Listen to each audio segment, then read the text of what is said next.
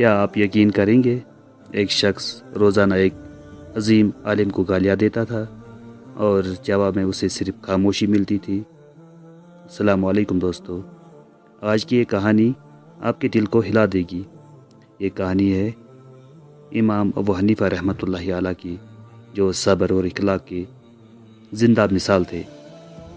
ایک شخص تھا جو ہر روز امام ابو حنیفہ رحمۃ اللہ علیہ کے راستے میں کھڑا ہو جاتا تھا اور انہیں برا بھلا کہتا تھا، ان کی توہین کرتا تھا۔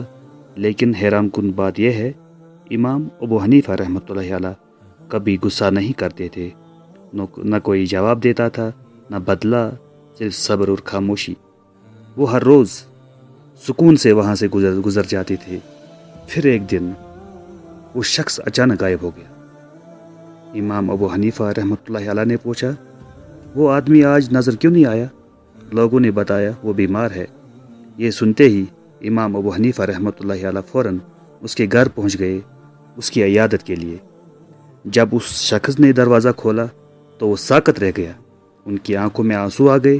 وہ بولا، میں نے آپ کو روزانہ تکلیف دیا تھا اور آپ پھر بھی میرے گھر آ گئے۔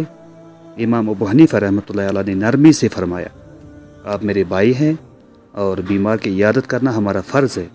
یہ سن کر اس شخص کا دل بدل گیا۔ اس کہانی سے ہمیں یہ سبق ملتا ہے کہ صبر اور اچھے اخلاق وہ طاقت ہے جو دشمن کو بھی دوست بنا دیتے ہیں۔ مزید ویڈیوز کے لیے چنار سٹوریز کو لائک، شیئر، سبسکرائب ضرور کریں۔ شکریہ۔